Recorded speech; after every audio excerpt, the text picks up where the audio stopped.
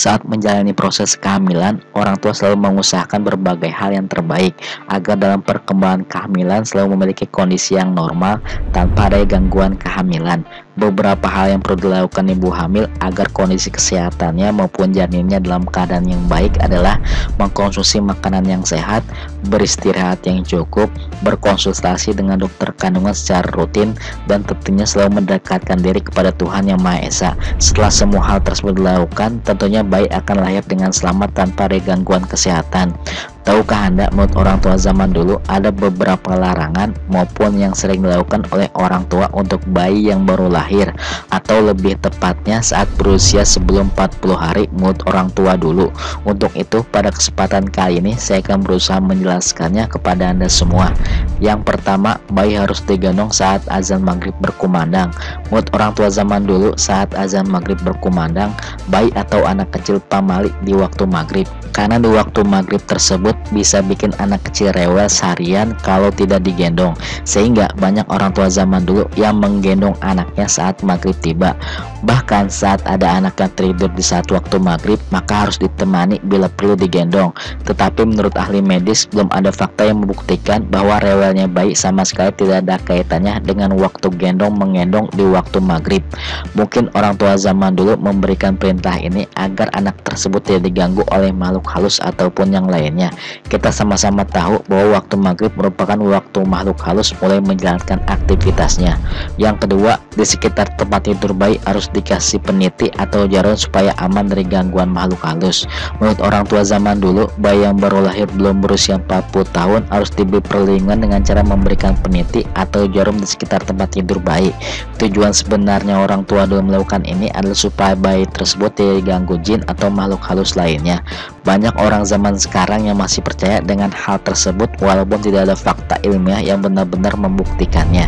Yang ketiga, bayi yang sering digendong akan lebih sering rewel dan bau tangan. Menurut orang tua zaman dulu, bayi yang baru lahir jangan sering digendong. Bila hal yang dilakukan secara terus-menerus, maka nantinya bisa bau tangan. Bau tangan merupakan istilah bayi yang selalu digendong agar anteng.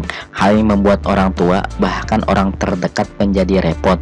Faktanya menurut ahli medis, menggendong bayi bisa mendekatkan ikatan antara ibu dan anak. Ada berbagai manfaat yang bisa diperoleh saat menggendong bayi yang akan terlihat di masa mendatang. Menurut saya pribadi, menggendong bayi memang sah-sah saja asal jangan terlalu terus-menerus, karena memang sangat berdampak sekali dengan perilaku si bayi yang meminta digendong terus serta kolokan terhadap orang di sekelilingnya. Yang keempat, bayi dilarang berpergian keluar rumah sebelum berusia 40 hari. Menurut orang tua zaman dulu, bayi yang berusia di bawah 40 hari masih dilarang untuk berpergian keluar rumah, seperti membawa bayi jalan-jalan ke mall atau ke tempat ramai lainnya. Perkataan orang tua dulu ini sama dengan perkataan ahli medis bahwa bayi yang masih kecil sangat rentan terhadap virus dan infeksi yang datang dari luar. Bayi masih belum punya daya tahan tubuh yang kuat, sehingga memang tidak memungkinkannya untuk ikut dibawa pergi sebelum waktunya. Yang kelima, bayi yang bahagia tidak akan sering nangis. Menurut orang tua zaman dulu, bayi yang bahagia tidak akan sering nangis. Orang tua dulu beranggapan bahwa bayi yang sering nangis menandakan kalau keberadaannya di dunia itu tidak bahagia. Setelah diteliti oleh ahli medis, perkataan ini sama sekali tidak benar, karena yang namanya bayi tentu saja hanya bisa menangis. Kebiasaan nangis bayi ini akan berhenti sering dengan usia bayi yang tumbuh besar dan bisa mengungkapkan keinginannya via verbal. Yang keenam, bayi dilarang untuk potong kukunya sebelum berusia 40 hari. Menurut orang tua zaman dulu, kuku bayi yang belum berusia 40 hari dilarang untuk dipotong.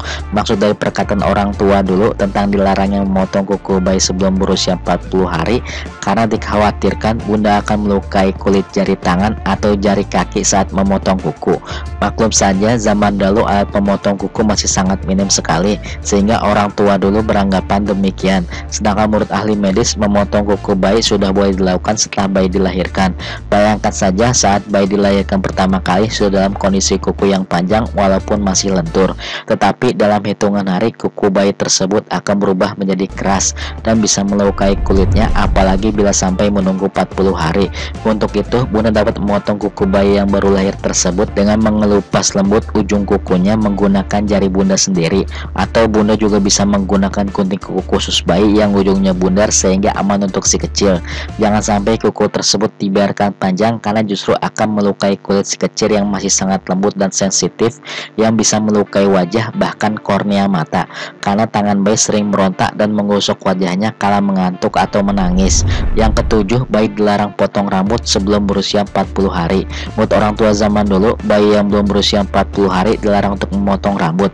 Hal ini dikhawatirkan karena usia bayi yang masih sangat kecil, sehingga ditakutkan alat untuk memotong rambut si kecil melukai kulit kepalanya.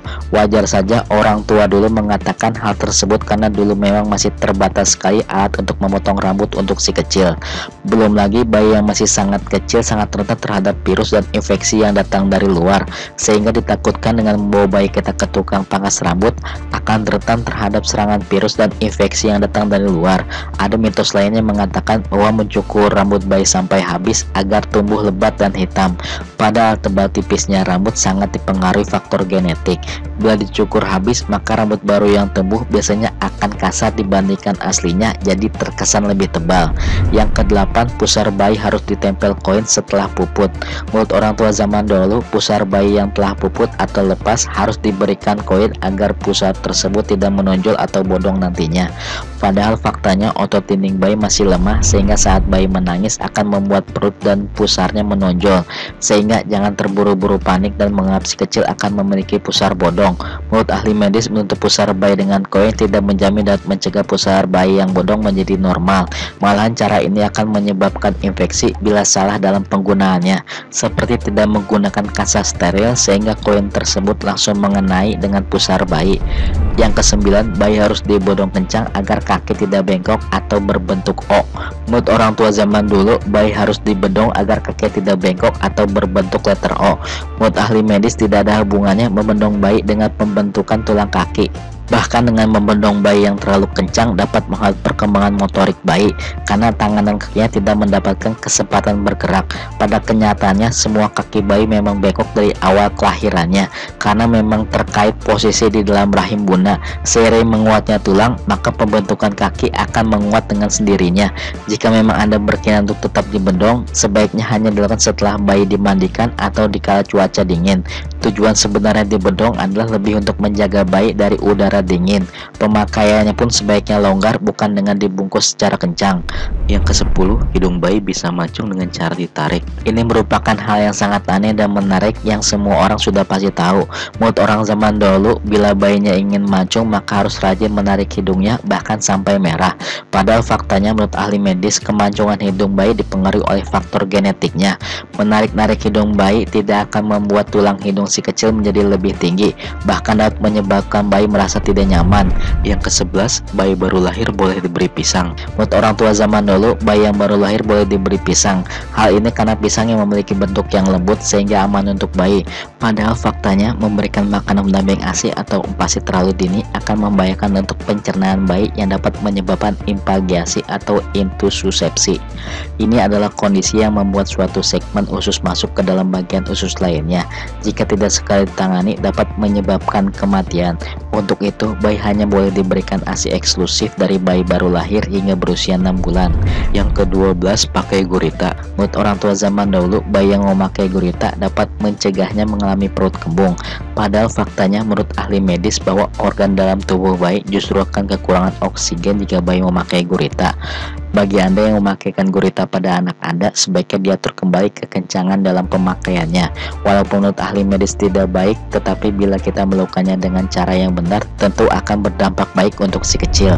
Yang ke-13, memberikan madu pada bibir bayi agar merah. Menurut orang tua zaman dahulu, memberikan madu kepada bibir bayi akan berakibat bibir yang merah merona ketika sudah besar nantinya.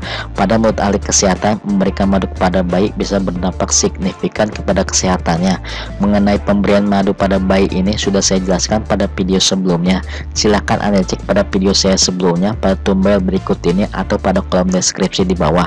Itu 13 larangan dan yang sering dilakukan orang tua dulu untuk bayi baru lahir menurut orang Menurut saya pribadi ada beberapa larangan dan perlakuan yang memang baik untuk diterapkan untuk baik kita hingga sekarang, karena memang kehidupan orang tua zaman dahulu tidak sama dengan orang zaman sekarang. Silahkan ambil yang baik dan buang yang buruk agar senantiasa mendapatkan yang terbaik untuk anak kita kelak. Semoga informasi ini bermanfaat untuk Anda semua. Jangan lupa untuk like, share, dan subscribe channel saya untuk mendapatkan notifikasi video terbaru dari saya. Terima kasih.